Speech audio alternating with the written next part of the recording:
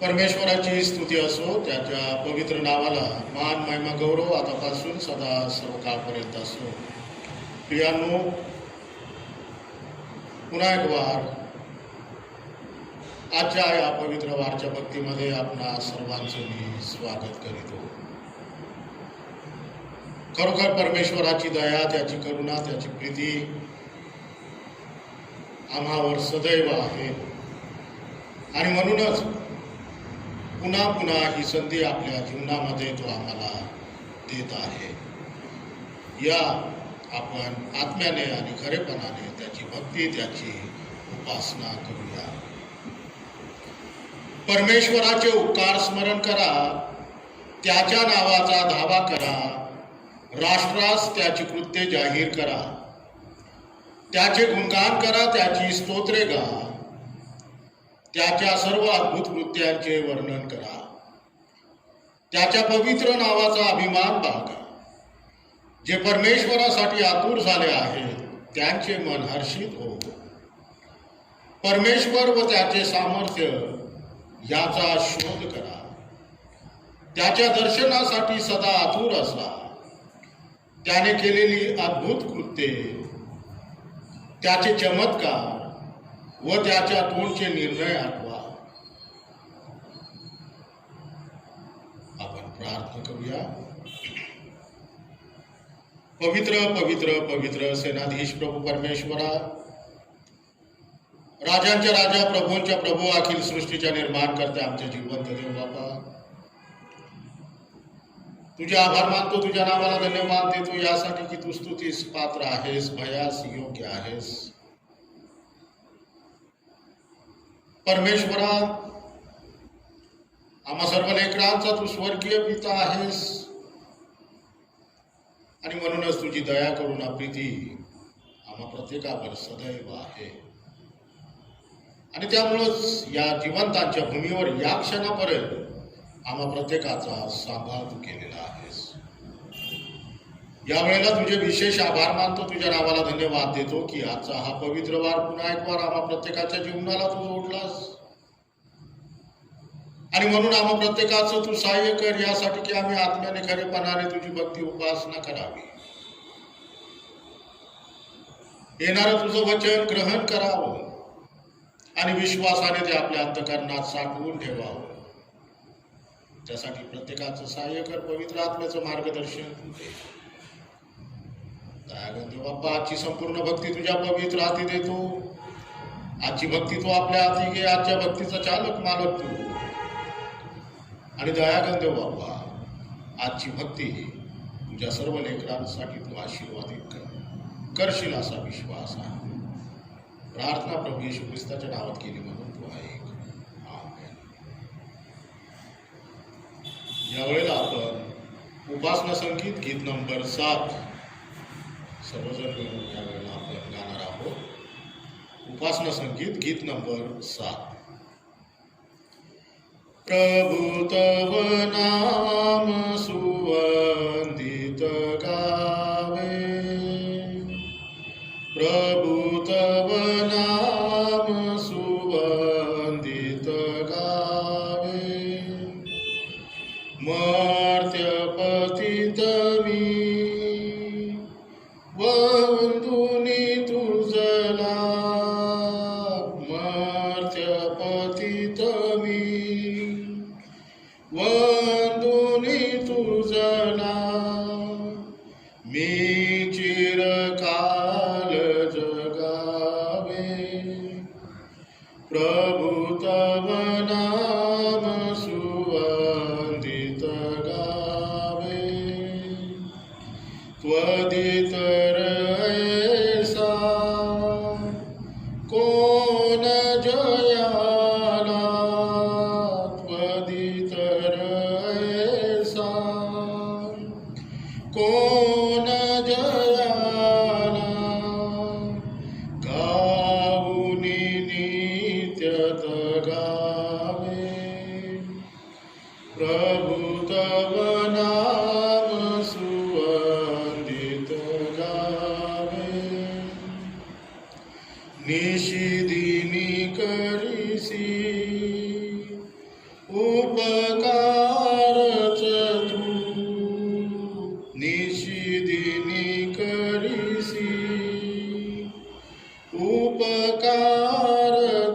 तू हे कामी उबगावे प्रभु तव नाम सुवंदित गावे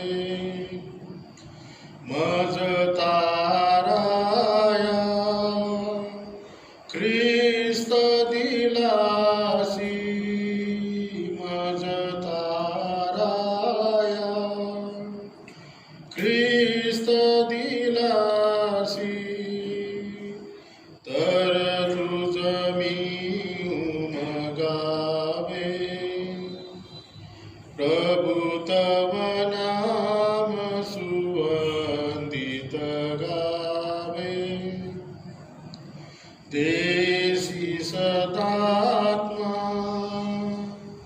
मजला की मी देसी सदात्मा मजला की मी तव मार्गी न डगावे प्रभु तव नाम सुवंदित गावे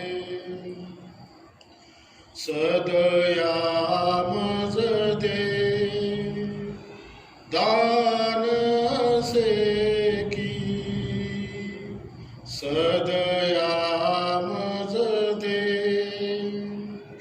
दान से की तव मुख नित्य बगावे प्रभु तव नाम सुवंदित गावे।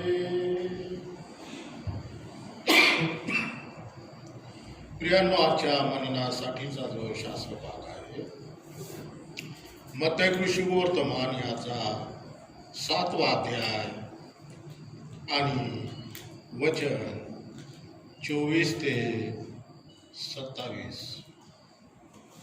मत्तय कृषिवर्तमान याचा 7वा अध्याय आणि वचन 24 ते 27. 2 पाहे यास्तो जो प्रत्येक जण ही माझी वचने ऐकून त्याप्रमाणे वागतो तो कोणा एका सुज्ञ मनुष्यासारखा ठरेल. त्याने आपले घर खडकावर बांधिले. मग पाऊस पडला, पूर आला, वाराही सुटला व त्या घराला लागला, तरी ते पडले नाही, कारण त्याचा पाया खडकावर घातलेला होता. तसेच जो कोणी माझी वचने ऐकून त्याप्रमाणे वागत नाही तो कोणा एका मूर्ख मनुष्यासारखा ठरेल. त्याने आपले घर वाळूवर बांधिले. मग पाऊस पडला, पूर आला, वाराही सुटला व त्या घराला लागला, तेव्हा ते पडले, अगदी कोसळून पडले.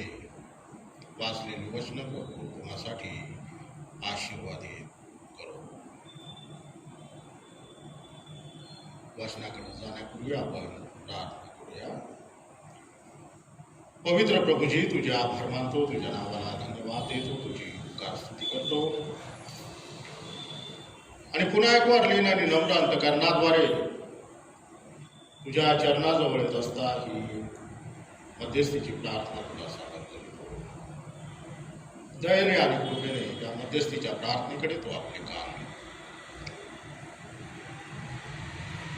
दयागंधे बाप्पा प्रार्थना करतो. मुंबई रिजनल कॉन्फरन्स आमचे bishop reverend doctor Anil Sarwan, madam Sylvia Sarwan यांच्यासाठी मी विशेष प्रार्थना करतो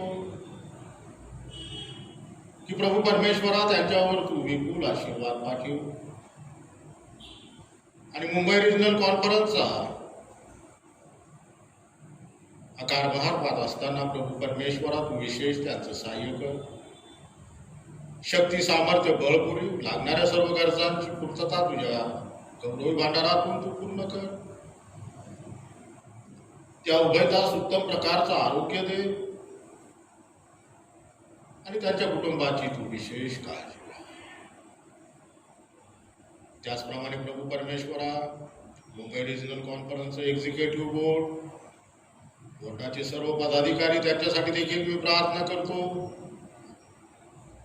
त्यांच्यावर देखील तुझा विपुल आशीर्वाद पाठव, त्यांचं देखील तू सहाय्य कर. आणि प्रभू परमेश्वरा, त्यांची ही सेवा आशीर्वादित करून फलद्रूप कर. कोणतांबा डिस्ट्रिक्टचे सुप्रिटेंडेंट रेव्हरंड संजय चव्हाण, त्यांची प्रिय पत्नी रेव्हरंड क्रिस्टिना चव्हाण, त्यांचा मुलगा स्टीव्ह, या कुटुंबाला देखील तुझ्या पवित्र हाती देतो. प्रभू परमेश्वरा, या प्रत्येकावर तुझा विपुल आशीर्वाद पाठव आणि विशेष DS साहेबांचं तू सहाय्य कर. यासाठी की कोणतांबा डिस्ट्रिक्टचा कारभार पाहत असता त्यांच्या संगतीत लागणारं ज्ञान, बुद्धी, चातुर्य तू त्यांना दे आणि त्यांच्याद्वारे प्रभू परमेश्वरा या संपूर्ण कोणतांबा डिस्ट्रिक्टचा उत्कर्ष तू घडवून आण. कोणतांबा येथील त्यांची सेवा आशीर्वादित कर, फलद्रूप कर आणि लागणाऱ्या सर्व गरजांची पूर्तता तुझ्या स्वर्गीय भांडारात. स्टीव्हसाठी विशेष प्रार्थना करतो. त्याला तू स्पर्श केलंस, आरोग्य देत आहेस, मनापासून तुझे आभार मानतो. येथून पुढलं त्याचं जीवन तुझ्या पवित्र हाती देतो, यासाठी की तुझ्या पवित्र हाती त्याचं जीवन तू सुरक्षित असू दे. दया करतो बाप्पा, आमच्या देशासाठी आम्ही प्रार्थना करतो. आमचे पंतप्रधान, आमचे राष्ट्रपती, त्यांच्यासाठी आम्ही प्रार्थना करतो. त्यांच्यावर तुझा विपुल आशीर्वाद पाठव आणि या देशाचा राज्यकारभार चालविण्यास लागणारी शक्ती, सामर्थ्य बळ तू त्यांना देखील ज्ञानाने, बुद्धीने परिपूर्ण तू कर. महाराष्ट्रासाठी आम्ही प्रार्थना करतो. आमचे मुख्यमंत्री, गृहमंत्री, त्यांचं मंत्रिमंडळ, यांच्यावर देखील तुझा विपुल आशीर्वाद पाठव. त्याचप्रमाणे प्रभू परमेश्वरा, देशातल्या सर्व सेवाभावी संस्थांसाठी आम्ही प्रार्थना करतो. प्रत्येक सेवा तू आशीर्वादित कर, प्रत्येक संस्था आशीर्वादित कर, त्यांची सेवा फलद्रूप कर आणि त्या सेवेद्वारे तुझं गौरव करून घे. सर्व शैक्षणिक संस्थांसाठी मी प्रार्थना करतो. प्रत्येक शैक्षणिक संस्था तू आशीर्वादित कर. ज्ञानदानाचं काम करत असताना प्रभू परमेश्वरा, त्यांच्यावर विपुलतेचा आशीर्वाद कर, सर्व गरजांची पूर्तता कर आणि प्रभू परमेश्वरा, त्याद्वारे देखील तू तुझं गौरव करून घे. सर्व मिशनरी संस्थांसाठी मी प्रार्थना करतो. प्रत्येक संस्थेला आशीर्वादित कर. सर्व संस्थांच्या गरजांची पूर्तता तुझ्या स्वर्गीय भांडारातून तू पूर्ण कर. सर्व मिशनरी पाळक, सुवार्थिक, प्रत्येकावर तुझा विपुल आशीर्वाद पाठव, त्यांचं सहाय्य करता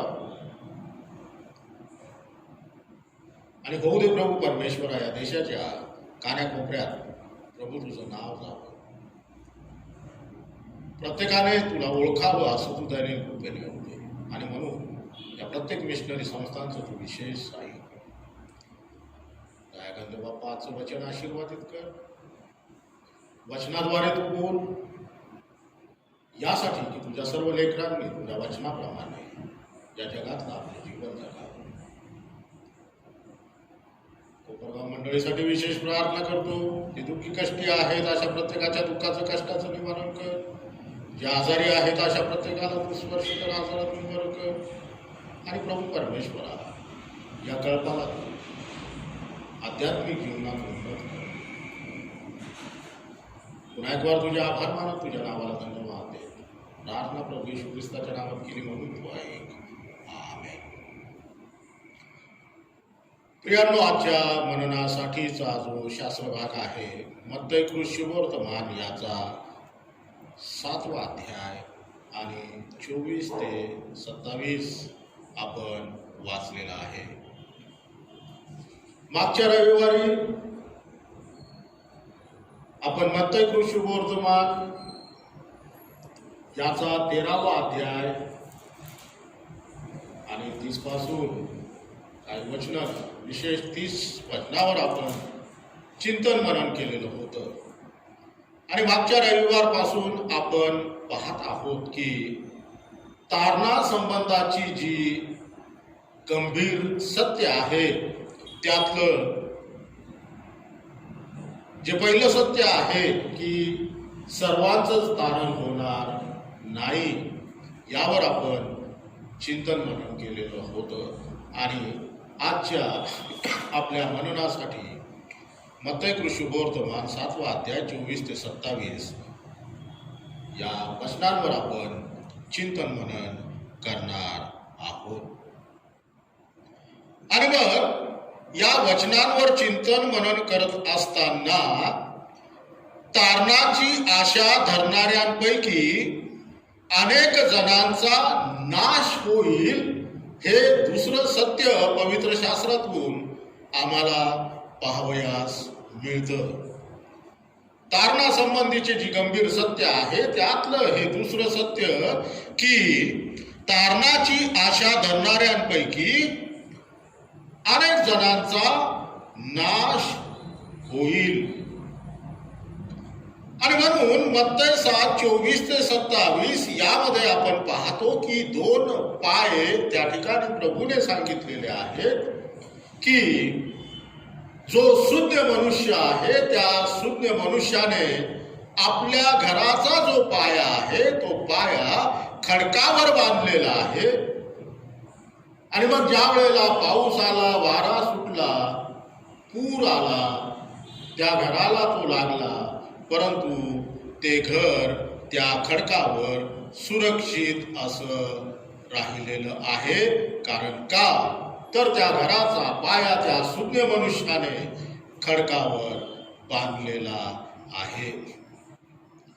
परंतु दुसरी व्यक्तिरेखा आपण पाहतो की जो मूर्ख मनुष्य आहे की ज्या मूर्ख मनुष्याने आपल्या घराचा पाया हा वाळूत बांधलेला आहे.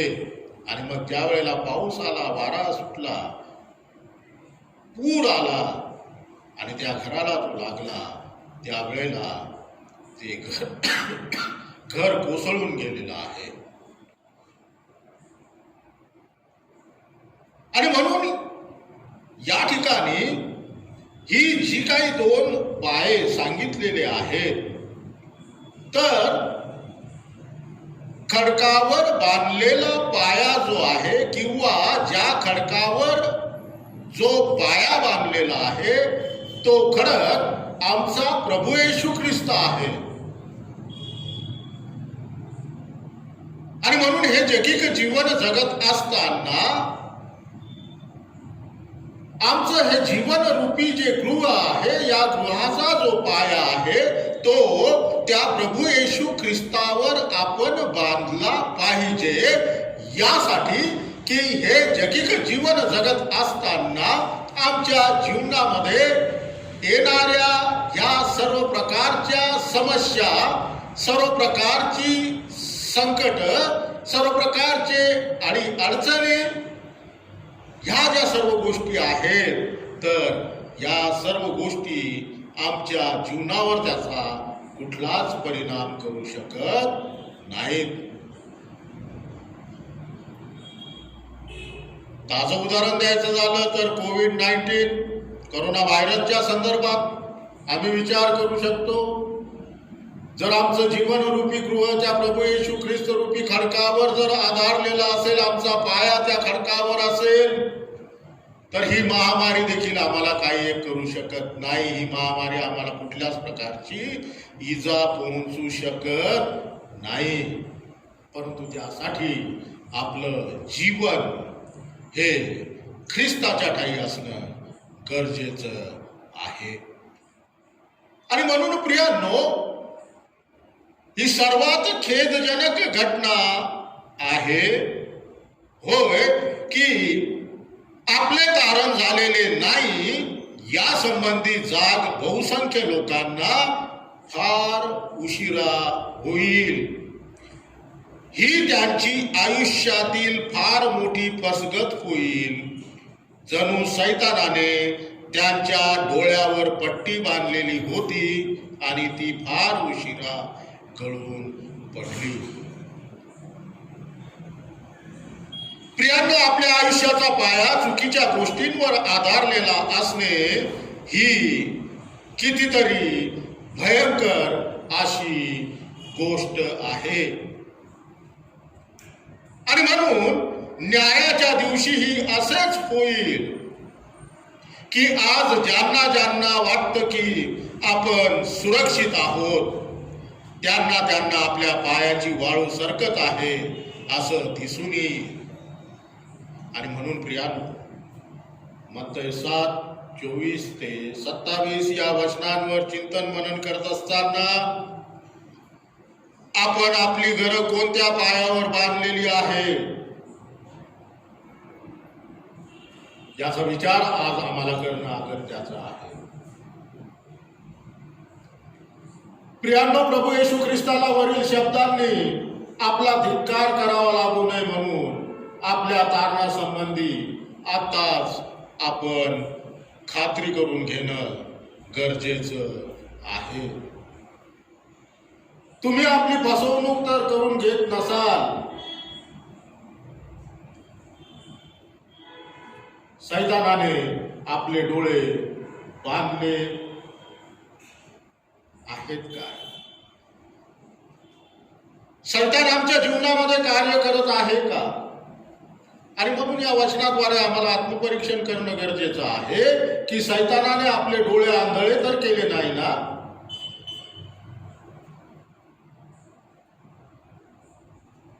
आम्ही आपल्या जीवनाचा पाया वरील गोष्टीवर बांधित आहोत काय? कारण आम्हाला ठाऊक आहे मग एके दिवशी आमचा भ्रम निराश होईल, पण तेव्हा फार उशीर झालेला असेल.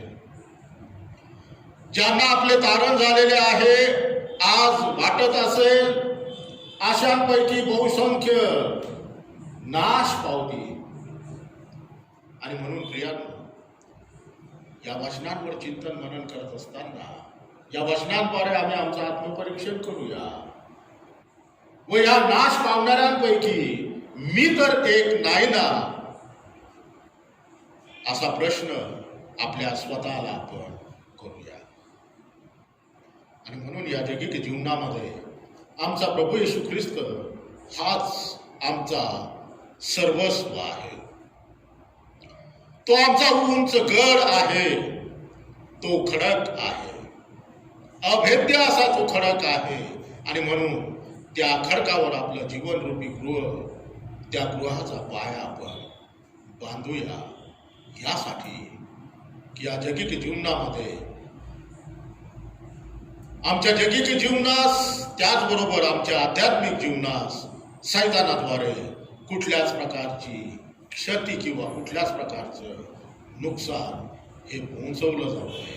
आणि म्हणून पुन्हा एक वार त्या ख्रिस्ताला समर्पित आपण करूया. पुन्हा एक वार आपलं जीवन त्या ख्रिस्ताच्या हातात समर्पित करूया. पुन्हा एक वार त्या ख्रिस्ताला आपल्या जीवनामध्ये आपण आमंत्रित करूया. पुन्हा एक वार त्या ख्रिस्ताला आद्य स्थान आपल्या जीवनामध्ये आपण देऊया. आणि पुन्हा एक वार आपलं जीवनरूपी गृह त्या ख्रिस्तरूपी खडकावर त्याचा पाया आपण बांधूया. देवबाप करू आणि आजचं वचन प्रभू तुम्हासाठी आशीर्वादित करू. आपण प्रार्थना करूया. पवित्र प्रभूजी, तुझे आभार मानतो, तुझ्या नावाला धन्यवाद देतो यासाठी की आजच्या वचनांच्या द्वारे तुझ्या लेकरांशी तू बोललेला आहेस. आणि तारणा संबंधाची जी गंभीर सत्य आहे त्यातलं दुसरं सत्य की तारण पावणाऱ्यांपैकी कित्येकांचा नाश हा होणार आहे. आणि म्हणून प्रभू परमेश्वरा, या ठिकाणी तू 2 पायांचं उदाहरण आम्हास घालून दिलेलं आहे. आणि म्हणून तुझ्या लेकरांचं तू सहाय्य कर यासाठी की प्रत्येकाने आपलं आत्मपरीक्षण करावं की हे जगिक जीवन जगत असताना या जीवनरूपी गृहाचा जो पाया आहे तो पाया आम्ही कुठे बांधलेला आहे. जर तो पाया ख्रिस्तरूपी खडकावर बांधलेला असेल तर निश्चितपणे आम्ही धरले जाणार आहोत. आणि म्हणून तुझ्या लेकरांचं तू सहाय्य कर. पवित्र आत्म्याचं मार्गदर्शन तू दे. आणि आजच्या वचनाप्रमाणे प्रभू परमेश्वरा, प्रत्येकाने तुला समर्पित जीवन जगण्यास तू सहाय्य कर. इथून पुढली संपूर्ण वेळ तुझ्या पवित्र हाती देतो. आजची भक्ती आशीर्वादित केलीस, आजचं वचन आशीर्वादित केलंस, मनापासून तुझ्या आभार. पुन्हा एक बार तुझ्या नावाला धन्यवाद दे. प्रार्थना प्रभू येशू ख्रिस्ताच्या नावात केली म्हणून तू आहे. हे आमच्या स्वर्गातील पित्या, तुझे नाव पवित्र मानले जाओ, तुझे राज्य जसे स्वर्गात तसे पृथ्वीवर तुझ्या इच्छेप्रमाणे हो. आमची रोजची भाकर आज आम्हाला असते, आणि जसे आम्ही आमच्या ऋण्या सोडून सोडले आहे तसेच तो आमची ऋणे आम्हाला सोड, आणि आम्हास परीक्षेत आणू नकोस, तर आम्हास वाईटापासून सोड. कारण की राज्य, सामर्थ्य आणि करुणा ही सर्व काळ तुझीच आहे.